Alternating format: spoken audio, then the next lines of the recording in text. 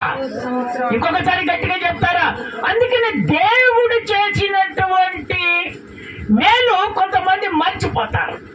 అందుకని నా ప్రభు చెప్తున్నాడు, ఆ మేలును మర్చిపోకుండా కృతజ్ఞతాస్తుతులు చెల్లించాలని దేవుడు చెప్తున్నాడు. చదువుతారా? ఆ మాట చదువుతారా? 1 తెస్సలోనికీయులకు రాసిన పత్రిక 5వ అధ్యాయము 16, 18. ఆ గీట్ ఉంటుంది 16కు 18కి మధ్యలో ఒక గీట్ ఉంటుంది. 16 నుంచి 18 వరకు చదవండి నాన్న, చదవగలిగిన వాళ్ళు. 1 తెస్సలోనికీయులకు రాసిన పత్రిక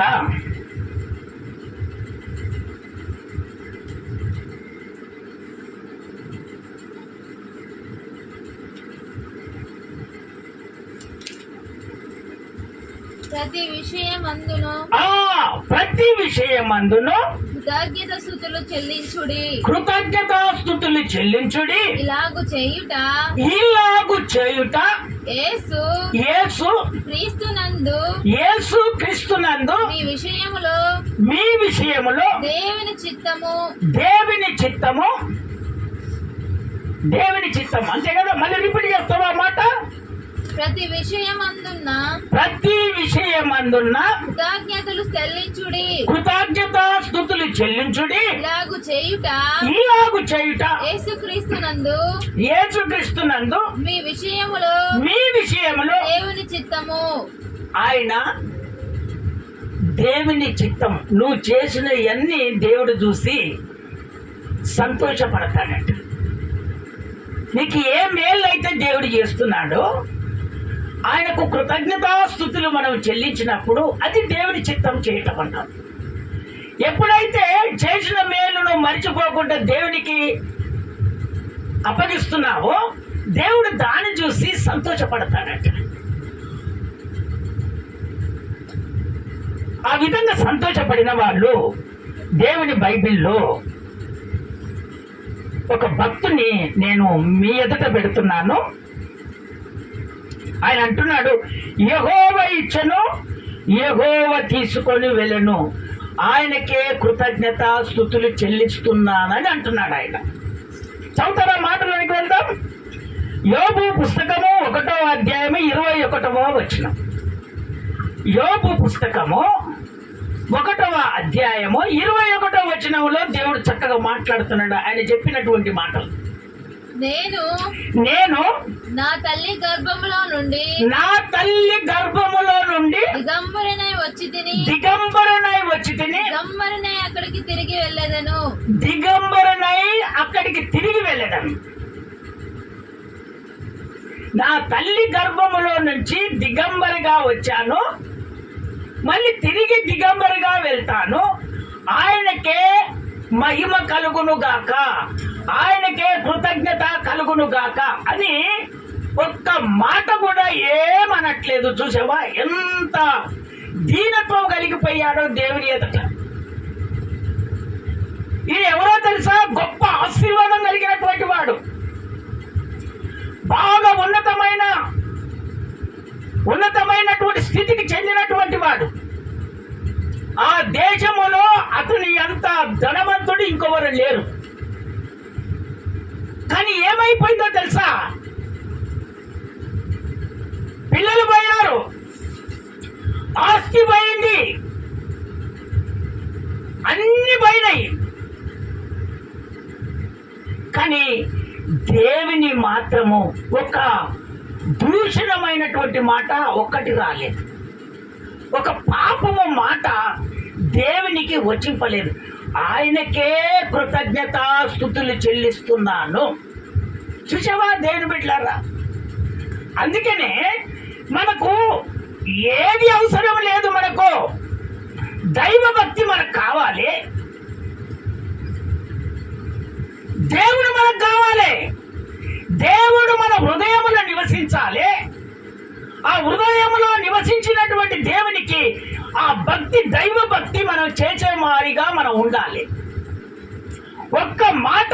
ఇప్పుడు పిల్లలు పోయిన తర్వాత ఏ తల్లిదండ్రులైనా పశ్చాత్తాపడతారు, ఎంత బాధపడతారు.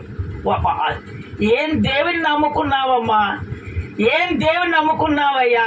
నీ పిల్లలందరూ బాయే, నీ ఆస్తి బాయే, నీ సంపాదన బాయే, ఇవన్నీ బాయే అని అన్నా కూడా ఆయనకే మహిమ కలుగు. చూడు, నేను నా తల్లి గర్భములో నుండి వచ్చినప్పుడు ఏమి తీసుకొని నేను రాలేదు, నేను వెళ్ళేటప్పుడు కూడా ఏమి తీసుకొని వెళ్ళలేదు.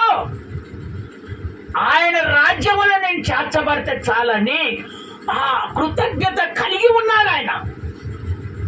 కానీ ఆ కృతజ్ఞత కలిగి ఉన్నందుకు దేవుడు ఏం చేశాడో తెలుసా? మళ్ళీ రెండంతల ఆశీర్వాదాన్ని దేవుడు కలగజేశాడు. ఒకసారి చప్పట్లు కొడతారా? గట్టిగా గట్టిగా చప్పట్లు కొడతారా? దేవుని మహిమ పరచండి, గట్టిగా చప్పట్లు కొట్టి. దేవుని బిడ్డలారా, కొంతమంది ఏం చేస్తారంటే దేవుని గురించి బాగా తెలియనటువంటి వాళ్ళు, దేవుని గురించి కొంచెం కొంచెం తెలిసినటువంటి వాళ్ళు ఏం చేస్తారంటే దేవుడు ఏదైనా చేయకపోతే వెంటనే ఒక మాట అనగానే దూషణమైనటువంటి మాటలు వస్తాయి. దూషణమైనటువంటి ఆ మాటలు వచ్చిపుతారు. నీ బతుకు ఎట్లయిపోయింది, నువ్వు సంపాదించిన సంపాదనతో పోయింది, ఏ ఊరికి పోయిందమ్మా నువ్వు దేవుని దగ్గరికి వెళ్తే, ఏ ఊరుగా పెట్టావో దేవుని దగ్గరికి పోతే అని ఒకవేళ ఆ మాదిరిగా అంటే ఎంతమంది దేవునికి తన హృదయములో ఆ మాటలు విని దూషించినటువంటి మాటలు ఒకవేళ వస్తే, నా ప్రభు ఈరోజు శుద్ధీకరణలో మీతో మాట్లాడుతున్నాను. సంతృప్తి కలిగి ఉండుడి. ఏవి పోయినా కూడా నన్ను మీరు వదిలిపెట్టద్దు. మీ భక్తిని పాడు చేసుకోకండి. హృదయములో నన్ను నిలుపుకోండి. ఇదిగో, యోబును ఆశీర్వదించిన దేవుడు మిమ్మల్ని ఆశీర్వదించడంటావా? ఖచ్చితంగా నా ప్రభు మిమ్మల్ని ఆశీర్వదిస్తాడు. అది ఒకంతే ఉన్నది. దేవుడు మొట్టమొదట ఇచ్చినటువంటి ఒకంత, ఆ ఒకంత అంతమైంది. కానీ దేవునికి కృతజ్ఞత కలిగి ఉన్నాడు, దేవుని మర్చిపోలేదు. ఎంతమంది దూషించినా కూడా దేవుని వదిలిపెట్టలేదు. ఆయన మంచితనాన్ని చూసి నా దేవుడు రెండంతల ఆశీర్వాదాన్ని దేవుడిచ్చాడు. స్తోత్రం చెప్తారా? ఒకసారి గట్టిగా, ఇంకొకసారి గట్టిగా చెప్తారా? అందుకనే దేవుని బిడ్డలారా, నా దేవుడు మర్చిపోయటానికి అన్యాయస్తుడైన దేవుడు కాదు. ఇరుగు పొరుగు వాళ్ళైనా, చుట్టబట్ట బక్కాలైనా, వింటవా గ్రామ ప్రజలైనా, దూర ప్రాంతంలో ఉన్నటువంటి వాళ్ళైనా, ఒకవేళ నువ్వు దేవుని నమ్ముకున్నప్పుడు ఏదైనా తక్కువైందేమో, వాళ్ళు ఏదో ఒక మాటలని నిన్ను ఏలన చేస్తున్నారేమో, దేవుని మాత్రము మీరు దూషణకరమైనటువంటి మాటలు నీ హృదయములో నుండి రాకూడదని నా దేవుడు చెప్తున్నాడు.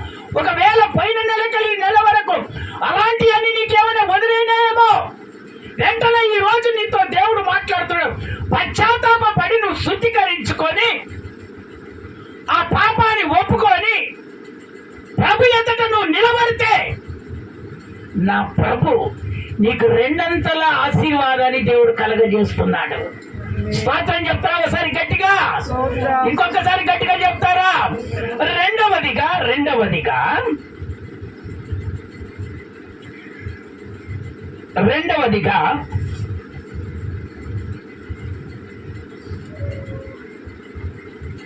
దేవుడు మన అవసరతలను ఖచ్చితంగా తీరుస్తాడంట, కానీ విశ్వాసం ఉంచాలంట. దేవుడు మన అవసరతలను ఖచ్చితంగా తీరుస్తాడంట, కానీ విశ్వాసం ఉంచాలంట. కొంతమందికి విశ్వాసం ఉండదు, దేవుడు చేస్తాడు అని విశ్వాసం ఉండదు కొంతమందికి. కొంతమంది విశ్వాసంలో నిలబడతారు. దేవుడు చేస్తాడని నాతో మాట్లాడాడు కదా, వాక్యం వింటున్నటువంటి దేవుడు బిడ్డలారా, దేవుడు మీతో మాట్లాడుతున్నాడు. ఆయన మనిషి కాదు మాట్లాడేదే, దేవుడు మీతో మాట్లాడుతున్నాడు. మీరు ఒకవేళ విశ్వసించలేదేమో దేవుని మాట, ఒకవేళ విశ్వసించకుండా ఉన్నావేమో, నా ప్రభు ఈ రోజు నీతో మాట్లాడుతున్నాడు. నువ్వు విశ్వసిస్తే దేవుని ఆశీర్వాదాన్ని నువ్వు రెండంతలుగా నువ్వు చూడబోతున్నావు. స్తోత్రం చెప్తారా ఒకసారి గట్టిగా? ఇంకొకసారి గట్టిగా చెప్తారా? ఆయన ఖచ్చితంగా మనలతో మాట్లాడుతున్నట్టు దేవుడు మన అవసరతలను ఖచ్చితంగా దేవుడు తీరుస్తాడట. కానీ నువ్వు విశ్వసించాలి. ఈ రోజు నుంచి విశ్వసించాలి.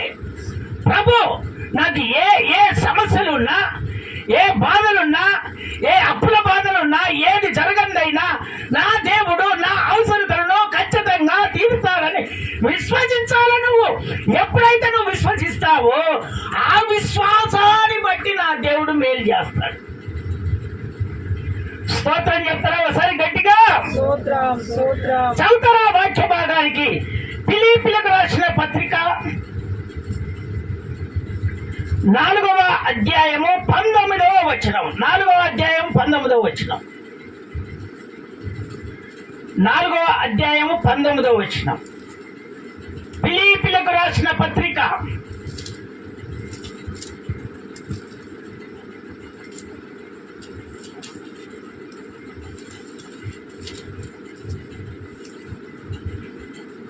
4వ అధ్యాయము 19వ వచనం. నాన్న కాగా దేవుడు తన ఐశ్వర్యము చొప్పున క్రీస్తు యేసునందు మహిమలో మీ ప్రతి అవసరము తీర్చును. చూసావా? ఆయన మహిమలో ప్రతి అవసరతలను దేవుడు తీరుస్తాడట. నీకు ఏ అవసరతలు ఉన్నాయో నా ప్రభు చెప్తున్నాడు. ఆయన మహిమలో నీ అవసరతలను తీరుస్తాడు ఆయన. కానీ నువ్వు విశ్వసిస్తే నీ అవసరతలన్నీ ఆయన తెలుసు. నా దేవునికి తెలుసు. నువ్వు దైవభక్తి చేస్తున్నావు కదా, విశ్వాసం ఉంచినావు కదా, దేవుడు నీలో ఉన్నాడు కదా, అది ఎందుకు జరగదుగా? నా ప్రభు అంట నీ అవసరతలను మహిమ ద్వారా నేను తీరుస్తానని దేవుడు అంటున్నాడు. స్తోత్రం చెప్తారా ఒకసారి గట్టిగా? ఇంకొకసారి గట్టిగా చెప్తారా? చదువుతారా? ఎవరి అవసరతలను దేవుడు తీర్చాడో ఆ బైబిల్ గ్రంథంలోనికి మనం వెళ్దాం. ఆకాశము నుండంట ఆహారాన్ని కుమరించాడంట దేవుడు. స్తోత్రం చెప్తారా ఒకసారి గట్టిగా? ఇది ఏ విధంగా జరిగింది? మహిమ ద్వారా. వారు విశ్వసించారు. ఆ విశ్వసించినటువంటి దేవుడు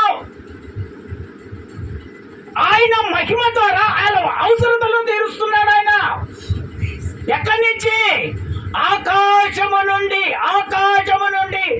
ఆయన ఇదిగో ఆహారాన్ని, వర్షము ఏ విధంగా వర్షము పడుతుందో ఆ విధంగా ఆహారాన్ని దేవుడు అనుగ్రహించాడు. ఉదయం పూటలేమో ఆహారము, రాత్రి పూటలేమో సాయంత్రము మాంసము. స్తోత్రం చెప్తారా ఒకసారి గట్టిగా? ఇంకొకసారి గట్టిగా చెప్తారా? ఆ రోజుల్లో మేము చిన్నపిల్లలమైన ఆ రోజులలో ఉదయం పూటనేమో ఏదో పచ్చడో అదో చేసుకున్నది, రాత్రి పూటనేమో ఏదో కలిగింది చేసుకున్నది. స్తోత్రం చెప్తారా ఒకసారి గట్టిగా? ఇంకొకసారి గట్టిగా చెప్తారా? ఇంకొకసారి గట్టిగా చెప్తారా? ఇది వాస్తవమా కాదా రానా? అమ్మా వాస్తవమా కాదా? ఒక్కసారి హారణ చెప్తారా గట్టిగా? ఇంకొకసారి గట్టిగా చెప్తారా? అందుకనే దేవుని బిడ్డలారా, ఇదిగో నా ప్రభు ఒక్కసారి జ్ఞాపకం చేస్తున్నాను, నీ స్థితిని జ్ఞాపకం చేస్తున్నాను. ఒకప్పుడు మన పరిస్థితులు ఏ విధంగా ఉన్నాయి ఒక్కసారి ఆలోచన చేసుకోవాలి. మన జీవితాలు ఒకప్పుడు ఏ విధంగా ఉన్నాయి ఆలోచన చేసుకోవాలి. ఆ విధంగా నువ్వు ఎప్పుడైతే ఆలోచన చేసుకుంటావో నా దేవుడు ఆయన మహిమ ద్వారా ప్రతి అవసరతలను దేవుడు తీరుస్తాడు. నీకు ఏం కావాలని ఆశపడుతున్నావు? నువ్వు నీకు ఇప్పుడు దేవుడు ఏం చేయాలని నువ్వు ఆశపడుతున్నావు? అసలు నీకు ఏం కొదవ ఉంది? ఏది కావాలని ఆశపడుతున్నావు? ఆయన మహిమ ద్వారా ఖచ్చితంగా ఆయన తీరుస్తాడు. స్తోత్రం చెప్తారా ఒకసారి గట్టిగా? చదువుతారా? నిర్గమ కాండము 16వ అధ్యాయము 4వ వచనం. 16వ అధ్యాయం 4వ వచనం. నిర్గమ కాండము 4వ అధ్యాయం 16వ వచనం. నిర్గమ కాండము. యెహోవా మోషేను చూసి ఇదిగో నేను ఆకాశము నుండి మీ కొరకు ఆహారమును కురిపించెదను. వారు నా ధర్మశాస్త్రమును అనుసరించి నడుతురో లేదో అని నేను వారిని పరీక్షించినట్లు ఈ ప్రజలు వెళ్ళి వినండి ఏనాటి బత్తెము ఆనాడే కూర్చుకొనవలెను. దేవుడు చెప్తున్నటువంటి మాట. దేవుని బిడ్డలు ఐగుప్త ప్రాంతంలో బానిసలుగా బ్రతుకుతున్నప్పుడు దేవుడు వాళ్ళను తీసుకొని వచ్చి సీను అరణ్యంలోనికి వచ్చినప్పుడు, ఆ ప్రాంతానికి వచ్చినప్పుడు అక్కడ వాళ్ళు మోషే ఆరోను మీద సనుగుతున్నారు. ఏమని సనుగుతున్నారు? అక్కడ ఉంటే మేము సమృద్ధి అయినటువంటి ఆహారం తినేవాళ్ళము, అక్కడనే మమ్మల్ని బ్రతకనీయకుండా ఇక్కడ తీసుకొని వచ్చి ఈ అరణ్యములో మమ్మల్ని పెట్టారు. ఇప్పుడు ఎక్కడ మాకు ఆహారం దొరుకుతుంది? మేము ఏ విధంగా ఉందమో, మేము అక్కడనే చచ్చిపోయి ఉంటే బాగుండిపోవు. ఇవన్నీ మాకు ఎక్కడికి అని వీళ్ళు ఏం చేస్తున్నారంటే, ఆ ఉన్నటువంటి దైవజనులను వీళ్ళు ఏం చేస్తున్నారంటే ఎవరికి వచ్చినట్టు వారు మాట్లాడుతూ ఉన్నారు. స్తోత్రం చెప్తారా ఒకసారి గట్టిగా? ఇంకొకసారి గట్టిగా చెప్తారా? అందుకనే ఆ తిట్టిన తిట్లను దేవుడు చూసి మోషేను పిలిచి, మోషే, ఈ ప్రజలు నా ధర్మశాస్త్రాన్ని అనుసరించి నడుస్తారో నడవరో చూద్దామని నేను అనుకుంటున్నానయ్యా. అందుకనే నేను ఇదిగో ఆకాశము నుండి ఇదిగో మీకు ఆహారాన్ని కురిపిస్తాను. స్తోత్రం చెప్తారా ఒకసారి గట్టిగా? ఇంకొకసారి గట్టిగా చెప్తారా? మీరు ఇదిగో నా అద్భుతమైనటువంటి ఒక మహిమను మీరు చూడబోతున్నారు అన్నాడు. అయ్యా, ఈ ప్రజలందరినీ ఆ సన్నిధిలో నిలబెట్టు. ఇదిగో మీ కొరకు దేవుడు ఈరోజు ఆహారము మీకు ఇస్తున్నాడని వారందరినీ ఇదిగో పొగ్గు చేసి నిలబెట్టమని దేవుడు చెప్పాడు. కానీ ఈ ప్రజలు ఆజ్ఞానుసారంగా ధర్మశాస్త్రం అనుసారంగా నడుచుకోరని దేవుడు చెప్పి ఆ ఆహారాన్ని కురిపించినప్పుడు దేవుడు చెప్పాడు, ఏనాటిది ఆనాటే మీరు కూర్చుకోవాలి. స్తోత్రం చెప్తారా ఒకసారి గట్టిగా? ఇంకొకసారి గట్టిగా చెప్తారా? అందుకనే వీళ్ళందరూ వెళ్ళి ఇదిగో అందరూ ఎవరికి తగ్గట్టు వాళ్ళే కూర్చుకుంటున్నారు. ఎందుకంటే కొంతమందికి ఇంత తీసుకోండి ఆశీర్వాదం అని చెప్తే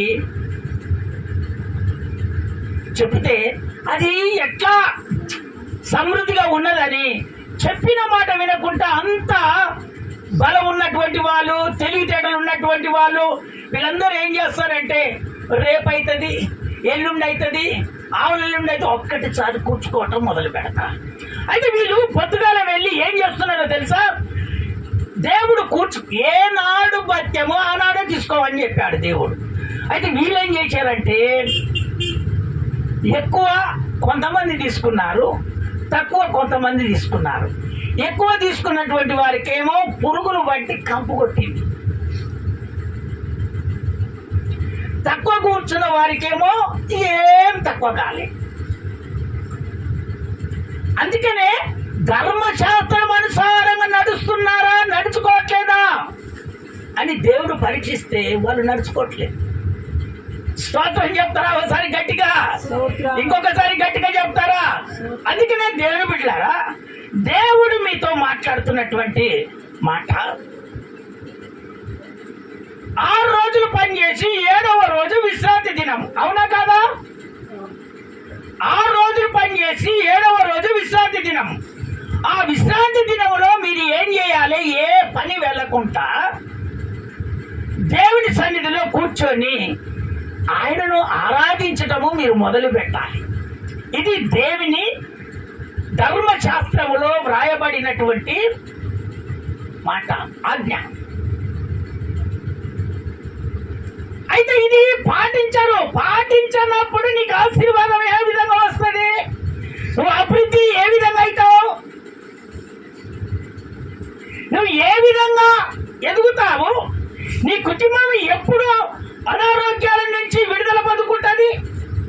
ఈ ప్రకారంగా నువ్వు నడుచుకోవు, ఈ ప్రకారంగా నువ్వు ఎదగవు, నీవు అనుకున్నది ఏ విధంగా జరుగుతుంది? అందుకని నా ప్రభు చెప్తున్నటువంటి మాట, 6 రోజులు మీరు పని చేసుకోండి, 7వ రోజు విశ్రాంతి దినము గనక ఎన్ని పనులున్నా ఆ రోజు ఎగ్గొట్టి ఆ పనులను ఫుల్ స్టాప్ పెట్టేసి నా మందిరములో నివసించి మీకు ఏది కావాలో 6 రోజులకు మళ్ళీ నన్ను అడగమని దేవుడు చెప్తే ఏం చేస్తున్నారు? 6వ రోజు కూడా 7వ రోజు కూడా పనికి వెళ్తున్నారు. అయితే అది ధర్మశాస్త్రముగా నువ్వు నడుచుకున్నటువంటిది కాదు.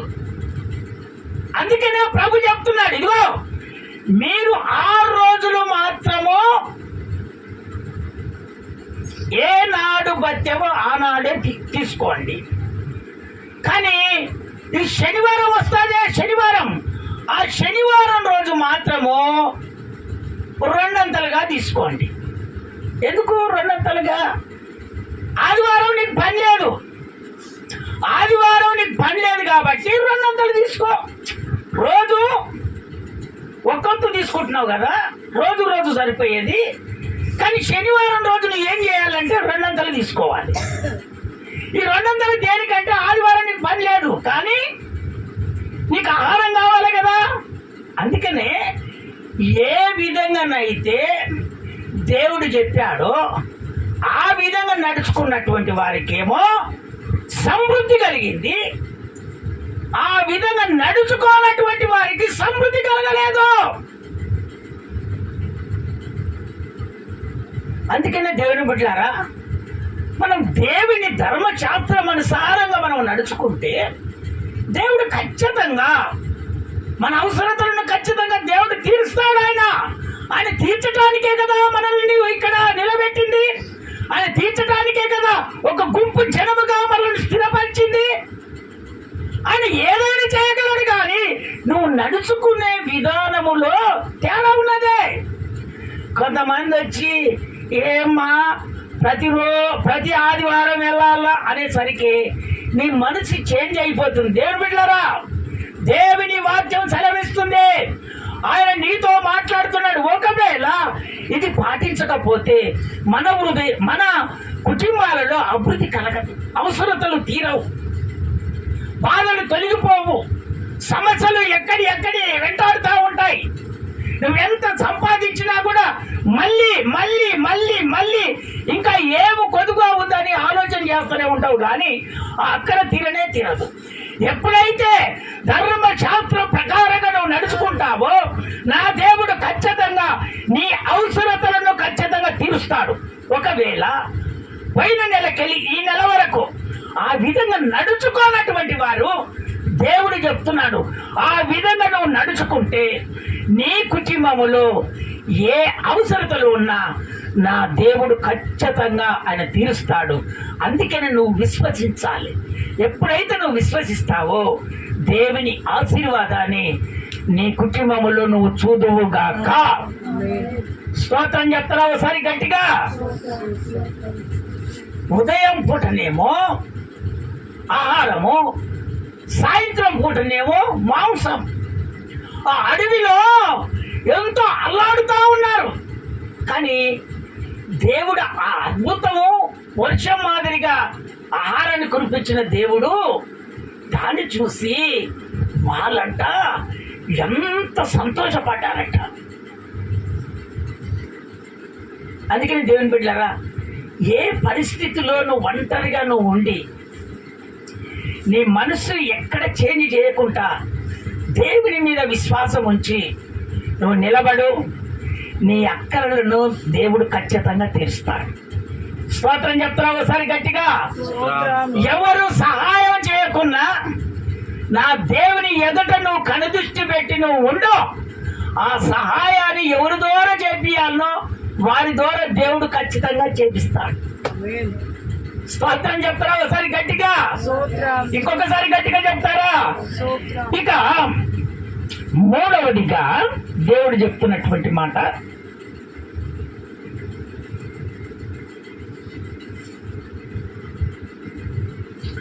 శాశ్వతమైనటువంటి ఆత్మీయ విషయములమై దృష్టి పెట్టాలి. శాశ్వతంగా ఉండేది కావాలి మనకు. అప్పటికప్పటికే కొంతమంది ఏం చేస్తారంటే అప్పటికప్పుడే ఎంత దొరకదే అంత, ఎంత దొరకదే అంత, ఎంత దొరకదే అంత, అదే కావాలి, అదే బతుకు, అదే జీవితం, అదే. ఇవన్నీ కాదు, నీవు శాశ్వతము దాని గురించి ఆలోచన చేయాలి. శాశ్వతంగా నీ దగ్గర ఉండే దాని మీద ఆశ పట్టుకోవాలి. అది ఖచ్చితంగా శాశ్వతంగా నీకు ఉంటుంది. కాబట్టి దేవుని సన్నిధిలో దేవుడు ఏ కొదవ చేయడు. స్తోత్రం చెప్తారా ఒకసారి గట్టిగా? కొలసీలకు రాసిన పత్రిక 3వ అధ్యాయం 2వ వచనం. నాన్న 3వ అధ్యాయం 2వ వచనం జాగ్రత్తగా వినండి, దేవుని మాటలు మళ్ళీ దొరకవు. కొలసీకి రాసిన పత్రిక 3వ అధ్యాయం 2వ వచనం.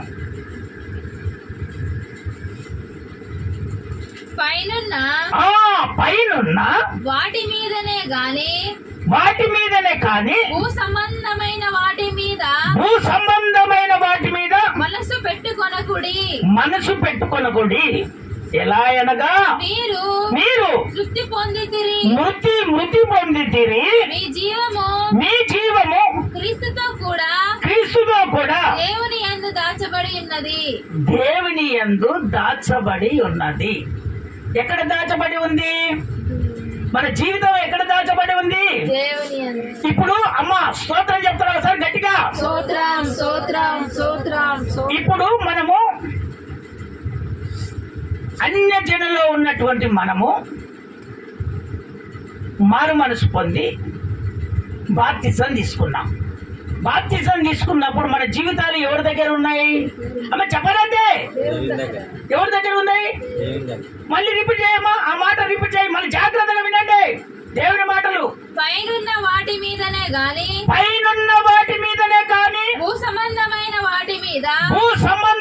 వాటి మీద మనసు మీరు పెట్టుకోకండి.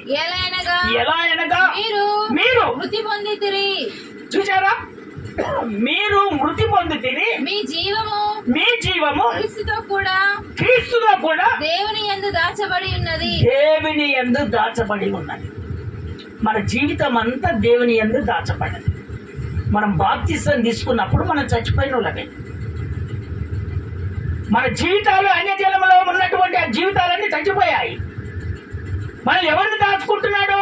దేవుడు. మనకు ముందుండి నడిపించేది ఎవరు? దేవుడు. మన జీవితాలు ఎక్కడ దాచబడి ఉన్నాయి? దేవుని దగ్గర.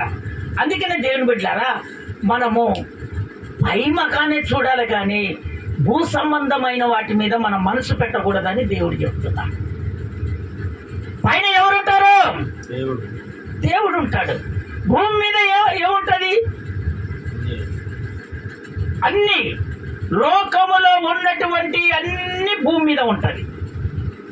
అందుకనే భూ సంబంధమైనటువంటి వాటి మీద నీ మనసు ఉంటే వాళ్ళు ఏం చేస్తున్నారో అదే చేయాలి, వీళ్ళు ఏం చేస్తున్నారో అదే చేయాలి, వాళ్ళు ఎక్కడెక్కడ ఏం చేస్తున్నారో అదే చేయాలంటే భూ సంబంధమైనటువంటి మీద అదే మాదిరిగా ఉంటుంది. కానీ నువ్వు పైకి చూచావంటే ఆ పైన దేవుడు ఉంటాడు కాబట్టి ఆయన నిన్ను ఎక్కడ నడిపించాలో, నువ్వు ఏం చెయ్యాలో, నువ్వు ఏ విధంగా వెళ్ళాలో నా దేవుడు నిన్ను నడిపిస్తాడు. పైనున్న వాటి మీదనే మనం ఆశపడాలి. భూ సంబంధమైన వాటి మీద ఆశ మనం పడితే ఆయన మనతో ఉన్నాడు. అందుకని భూ సంబంధమైన వాటి మీద మనసు పెట్టకండి. ఎందుకంటే దేవుడు మనలో ఉన్నాడు కనుక భూ సంబంధమైన వాటితో మనకేం పని? దేవుని అంగీకరించినటువంటి వాళ్ళకు పని అది భూ సంబంధమైనది. నువ్వు దేవుని అంగీకరించినటువంటి నీకు భూ సంబంధమైన అవసరం లేదే. నువ్వు పైకే చూడు, దేవుడు నిన్ను అభివృద్ధి పరచడం మొదలు పెడతాడు. స్తోత్రం చెప్తారా ఒకసారి గట్టిగా? ఇంకొకసారి గట్టిగా చెప్తారా? చూడు, ఒక భక్తుడు భూ సంబంధమైన వాటి మీద మనసు పెట్టట్లేదు. ఈయన ఎక్కడ మనసు పెట్టాడంటే ఆయన పరలోక పట్టణము గురించి ఆలోచన చేస్తున్నాడు. ఆయన స్తోత్రం చెప్తారా ఒకసారి గట్టిగా? చదువుతారా మాట? ఏప్రిల్కి రాసిన పత్రిక 11వ అధ్యాయం 10వ వచనం. పునాదులు కలిగినటువంటి పట్టణము, ఈ పట్టణము శాశ్వతంగా మనకు ఉండేది. స్తోత్రం చెప్తారా ఒకసారి గట్టిగా? చదువునారా? ఏప్రిల్కి రాసిన పత్రిక 11వ అధ్యాయం 10వ వచనం. ఎలా అనగా దేవుడు దేనికి శిల్పియు నిర్మాణకుడనై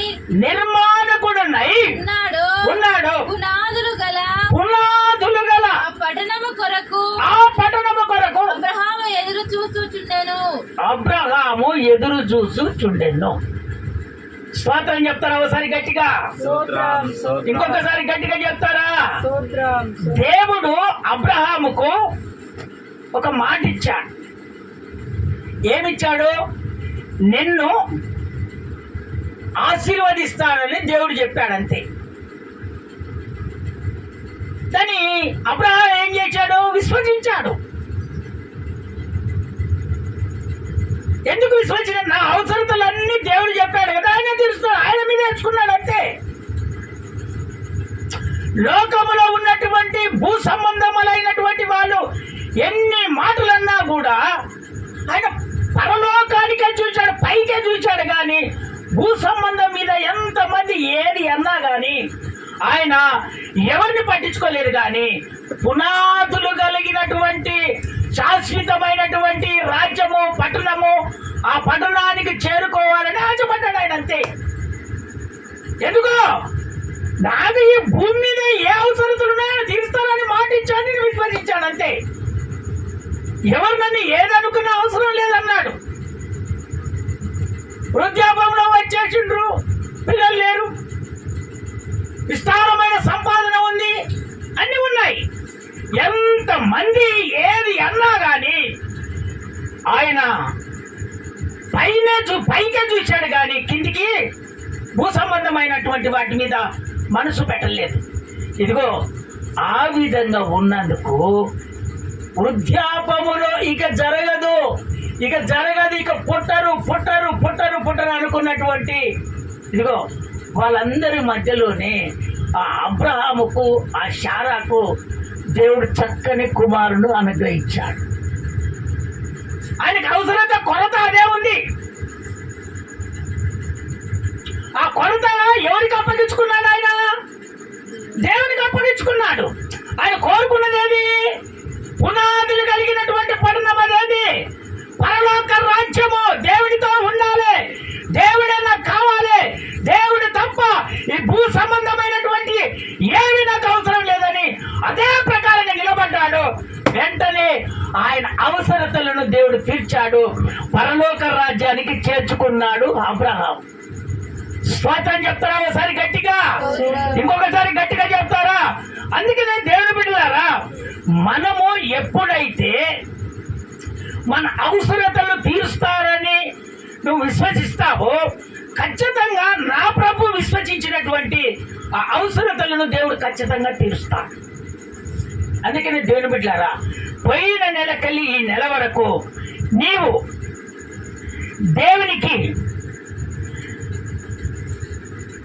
ఇచ్చిన దానికి కృతజ్ఞత కలిగి నువ్వు ఉన్నావో లేవో, ఆ కృతజ్ఞత కలిగి జీవించమని దేవుడు చెప్తున్నాడు.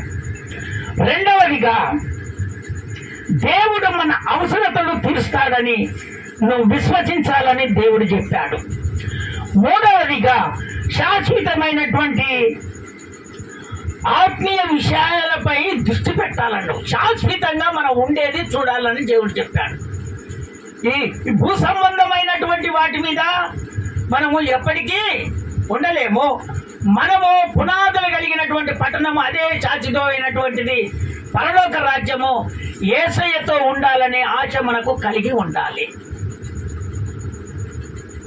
ఈ తీర్మానం చేసుకున్నటువంటి దేవుని బిడ్డలారా, పోయిన నెలకెళ్ళి ఈ నెల వరకు ఎక్కడెక్కడ తప్పిపోయావో ఒక్కసారి ప్రభు నిన్ను గుర్తు చేశాడు. ఏం గుర్తు చేస్తావు? సంతృప్తి కలిగి ఉండు. దేవుడు ఇచ్చింది దాన్ని బట్టి సంతృప్తి కలిగి ఉండు. అసూయ పడుకో. నాకు అది కావాలి, ఇది కావాలి, వాళ్ళు అది చేస్తున్నారు, ఇది చేస్తున్నారు, అక్కడికి వెళ్తున్నారు, ఇక్కడికి వెళ్తున్నారు, ఇవన్నీ నీకు అవసరం లేదు. సంతృప్తి కలిగి ఉండు. ఆయనే మిమ్మల్ని చూసుకుంటాడు. మీకు ఏది కావాలో నా ప్రభుకు తెలుసు కాబట్టి ఆయన నీతో